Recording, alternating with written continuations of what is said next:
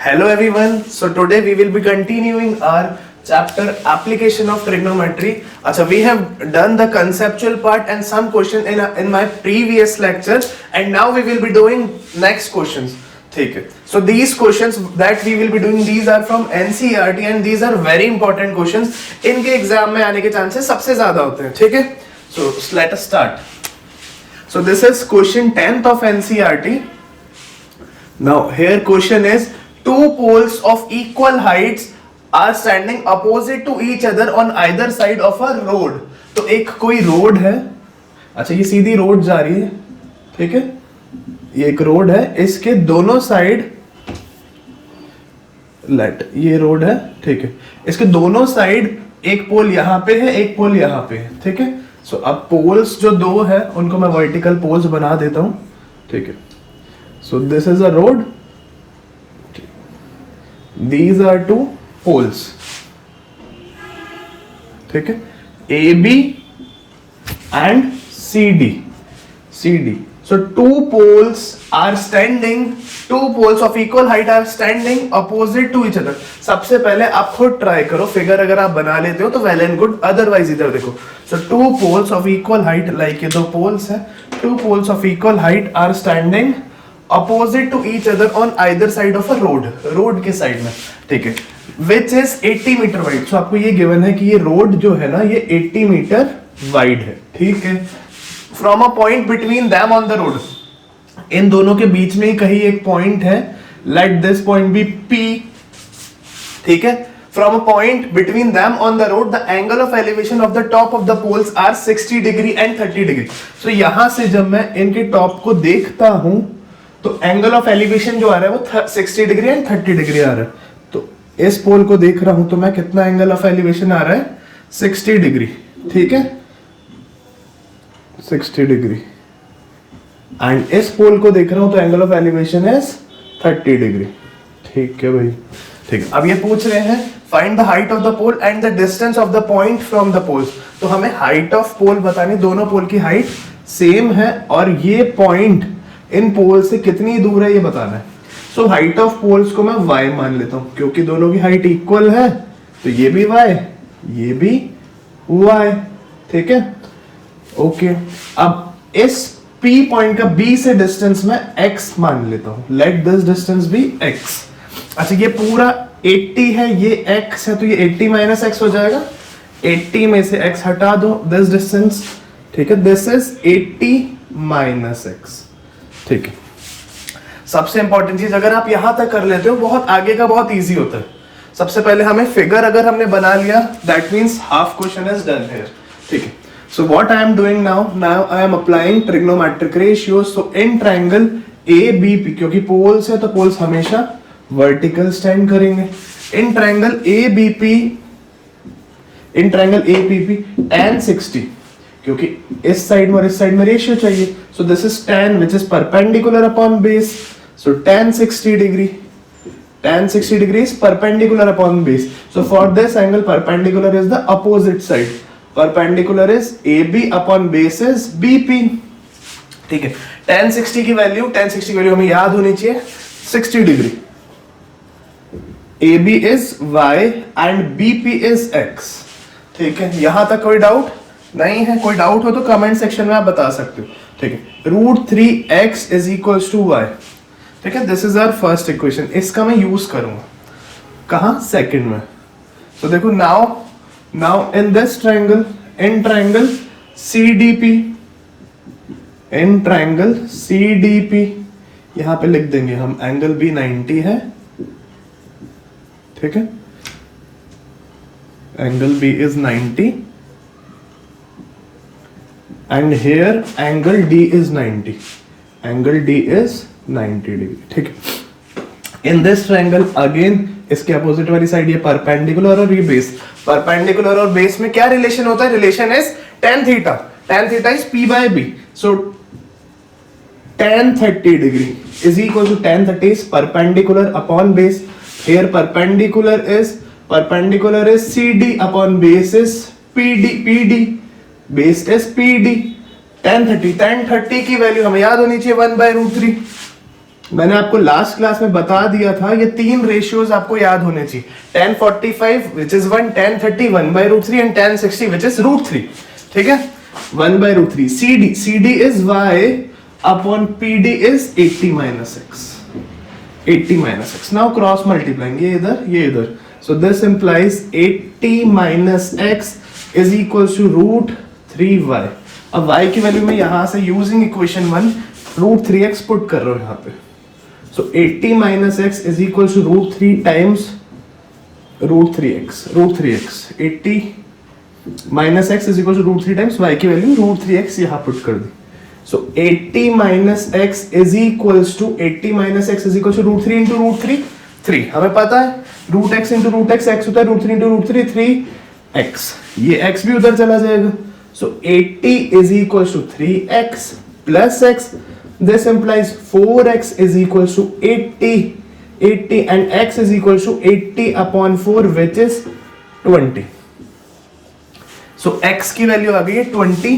Here x is in meter, so 20 meter. ठीक है, चलो x की वैल्यू आ गई है, so y की वैल्यू भी आ जाएगी. So from equation 1 y is equal to root 3x.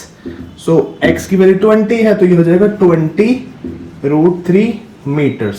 y भी आ गया. ठीक है, अब उन्होंने हमसे ये भी पूछा था 80 minus x. दोनों पोल से डिस्टेंस, एक पोल से x है तो दूसरे पोल से 80 minus x.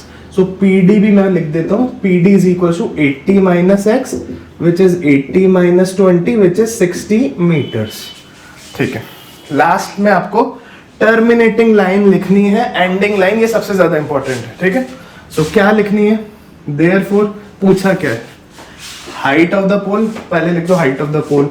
Therefore height of the pole is y थी, y is 20 root 3 meter. So 20 root 3 meter and the distance of the point from the pole and distance of the point from one pole is 20 meter which is x, and from another pole is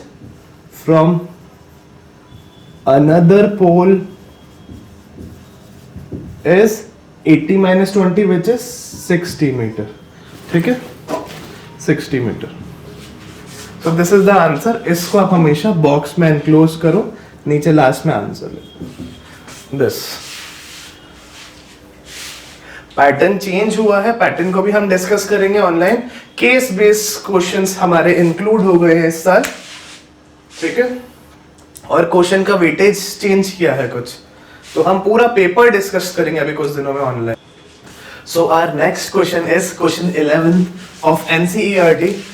that is, अच्छा इस question में figure भी है. अगर आप NCERT नहीं है आपके पास तो क्वेश्चन रीड करके जस्ट फिगर बनाने की कोशिश करो.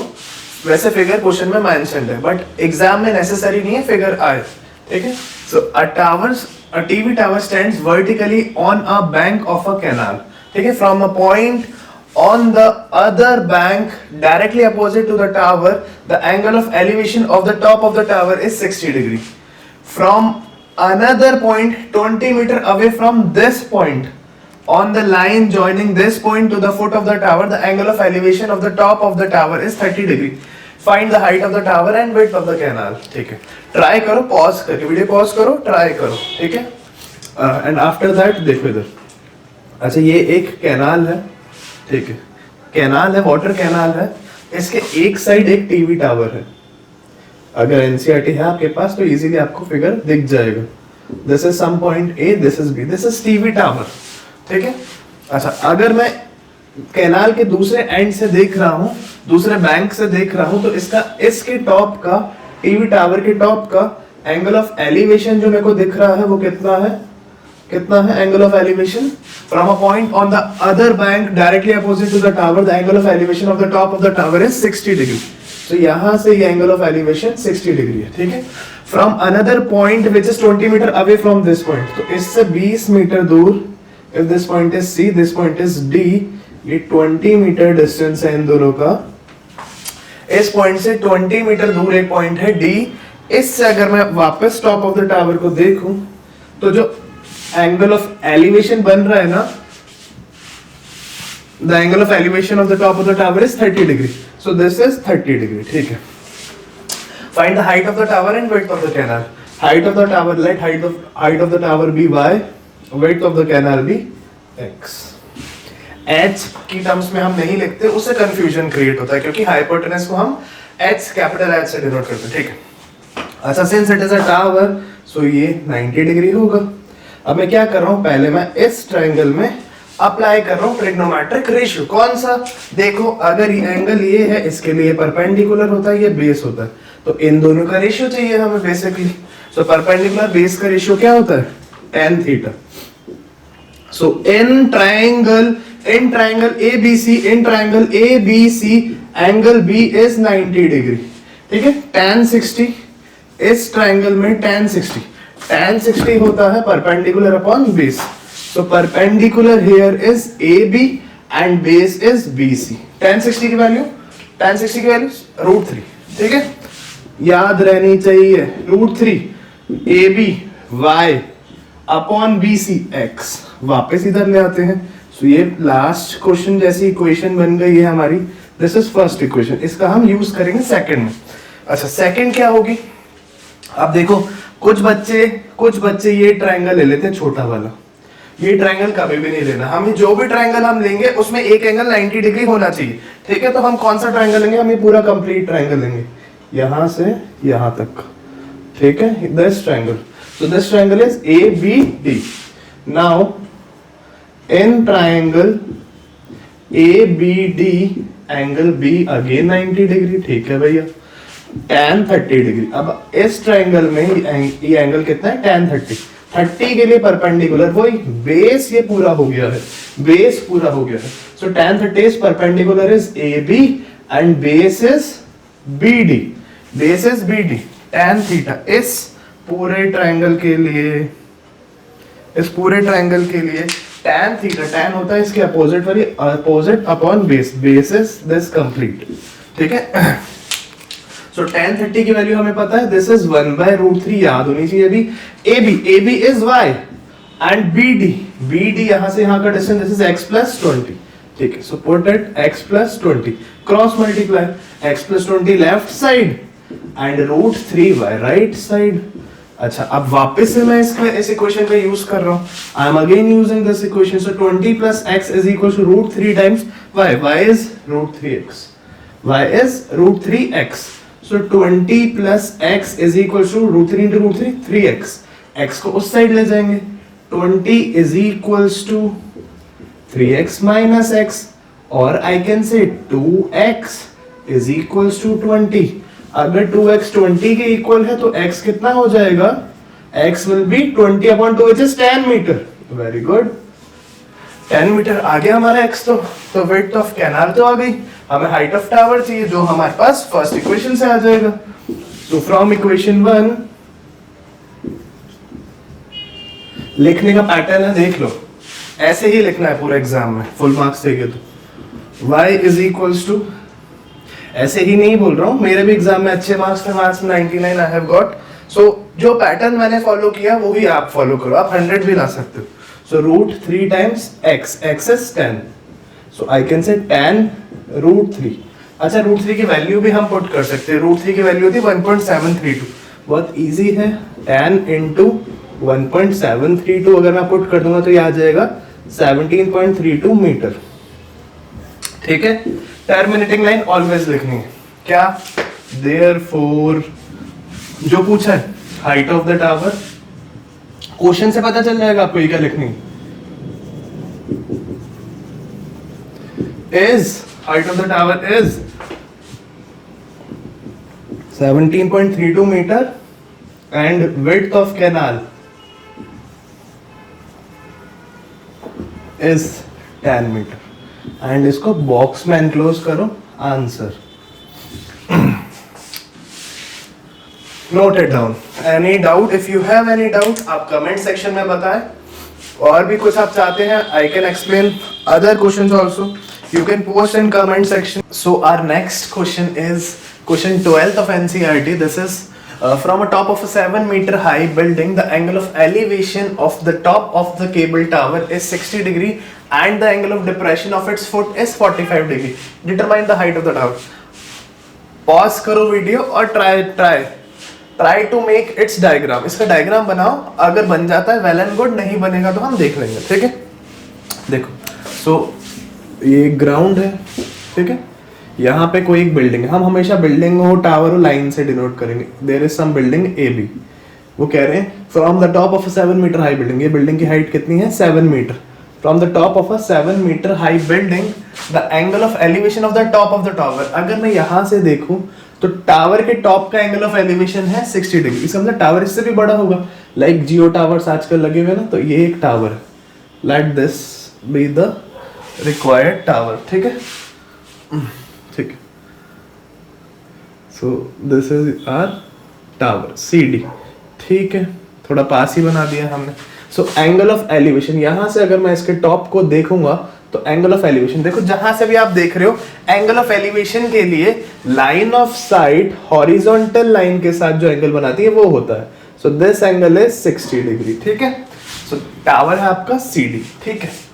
अच्छा, the angle of depression of its foot, यहां से मैं अगर इसका फुट देखूं तो एंगल ऑफ डिप्रेशन यहां हॉरिजॉन्टल लाइन के साथ लाइन ऑफ साइट जो एंगल बना रही है, this angle of depression is again 45 degree, this is given 45 degree. हमें हाइट ऑफ टावर फाइंड करनी, find the height of tower, तो ये पूरी हाइट फाइंड करनी, let this point be E। अच्छा, if this is 7 metre then this should also be 7 metre, ये भी 7 metre होना चाहिए, ठीक है।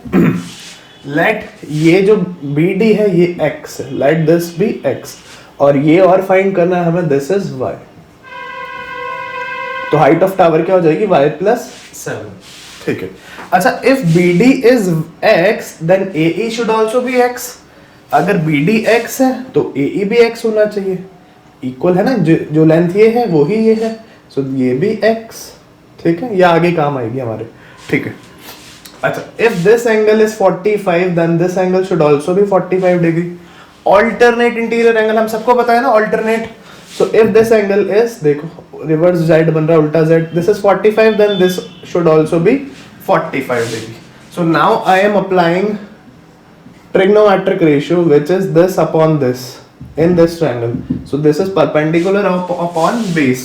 So easy question है, एक दो बार आप क्वेश्चंस करेंगे तो सब कुछ आ जाएगा।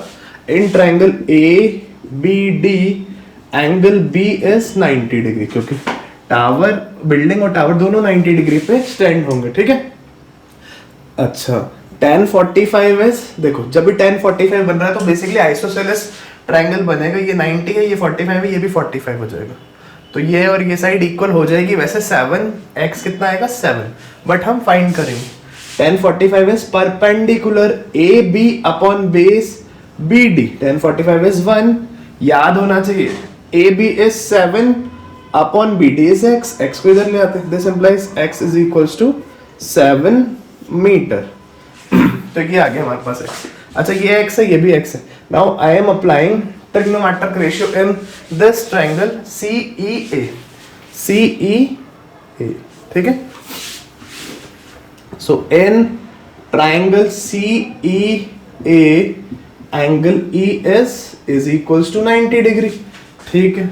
अब देखो इसके लिए वापस this is perpendicular, this is base, तो tan थीटा अप्लाई होगा। tan 60 degree is equal to perpendicular is CE upon base is AE, tan 60 होता है √3 is equal to CE is Y upon AE is X। कोई भी doubt हो तो देखो, tan 60 perpendicular upon base, ठीक है। सो X को मैं लेफ्ट साइड ले आता हूँ, √3x is equal to Y, और X की value from equation 1, this implies Y is equal to x √3 means 7 √3 using equation 1। कोई डाउट हो तो कमेंट सेक्शन में बताओ। तो अब हमारे पास y आ गया, ये हमें पता है, हाइट ऑफ टावर हमारे पास आ गई है। Therefore last line, height of tower CD is equal to CE plus ED, which is y plus 7, and y we have, y is 7 root 3. So this is 7 root 3 plus 7. अच्छा 7 root 3 और 7 में से क्या 7 common आ रहा है? Yes, 7 common आ रहा है. So ये हो गया root 3, यहाँ पे हमारे पास 1 बचेगा.